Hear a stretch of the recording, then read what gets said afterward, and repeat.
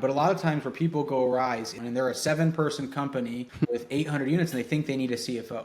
That's not a CFO you need. What is happening, Best Ever community? This is Matt Faircloth, and I am your brand new host for the Best Ever CRE Show. We're excited for our guest today, Don Wenner. The biggest challenge I think that organizations face, no matter where you're at, whether you're a 1-person organization today, a 10-person organization, a 100-person organization, a 1,000-person organization, $1 million, $10 million, $100 million, or $1 billion of revenue, the hardest part, I'll sum up, just kind of kick off, is being a time teller versus a clock builder. And Jim Collins is the one who came up with that terminology. And in entrepreneurial businesses, most cases, the founder, the CEO, the senior leaders are time tellers. And what that means is that you're the only person in the organization who can make decisions, right? Mm-hmm. Somebody needs a decision made, they have to come to you. If they need an answer, they need help, they have to come to you because you're the only person who can tell time, right? And if we're honest, we all have an ego. And if we're honest, we like being the only person who can tell the time. It makes us feel important. It makes us feel valuable. It feels good to know the answers. It feels good to be needed. It feels good to be the person who can solve other people's problems, right? But so many entrepreneurs fall in the trap that they stay time tellers. They don't become clock builders, i.e., they don't build up other people capable of telling time. They don't hire high quality people, and then they don't empower high quality people who are capable of making decisions. So again, John Maxwell said it easier than I just did. Everything rises and falls on leadership. If you're the only actual leader, the only one actually making the decisions, it's going to limit growth. And based on your individual capacity, how hard you work, your business model, you can get to different levels of success being the person everything revolves around, points and limits. So I was fortunate that I realized early on the importance of hiring. So I was 2 weeks into my real estate career. I hired my first assistant. She was with me 18 years. Hired the second one 2 weeks later. She was with me, still with me. And so I wasn't afraid to hire. But in my beginning days, it was all hiring doers who I could delegate stuff to. I was still the only one making decisions, the only one leading.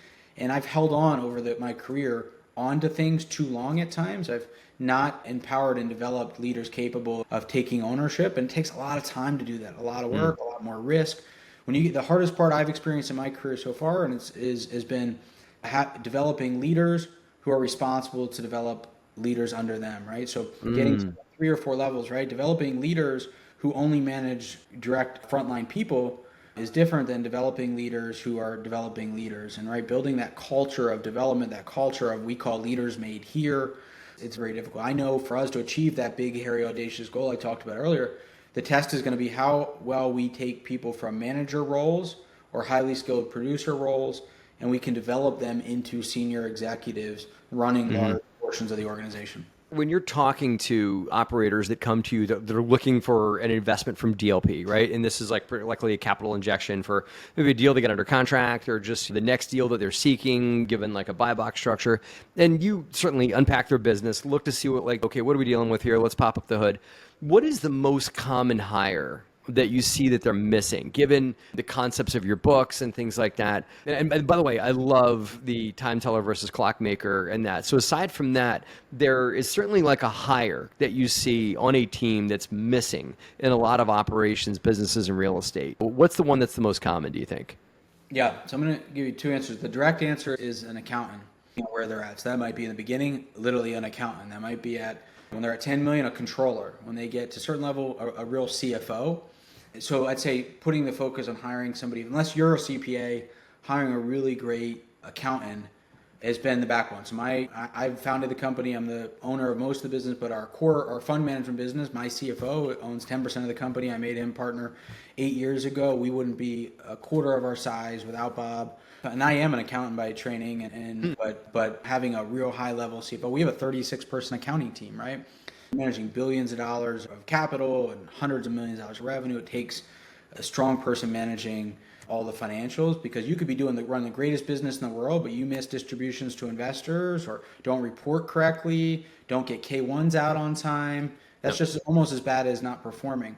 So I'd say accountant. But a lot of times where people go awry, they decide they need accountant, and they're a 7-person company with 800 units, and they think they need a CFO. You're not hiring a CFO when you're at $80,000 a year. That's not a CFO you need. You need a good accountant or accounting manager, right? Or maybe a controller.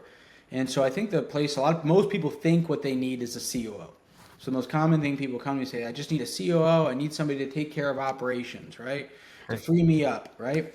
And As somebody who read Traction that thinks they need every person I talk to, events like at GoBundance and stuff like that, Don, who I've been to with you as well. All these bunch of visionary operator founders all think they need an integrator, and that it's just pretty much somebody to take a lot of the operations off the table. But you're saying that's actually, when you unpack their business, is actually incorrect. They really need a finance person that's really look at the dollars and cents, making sure the bills are getting paid on time, making sure investors are getting paid on time, making sure the books are correct. It's brilliant. Yeah. And to that note, two really important things I think that the biggest takeaways on this topic that I want to make sure to articulate. Our book, Building the Organization, is on a system called the Elite Execution System. And the most similar thing to that more people are aware of is EOS, a book called Traction, right? And Gino Wickman, who wrote the book Traction, invented EOS, was the first person who read my book. He called it EOS on steroids, were his words.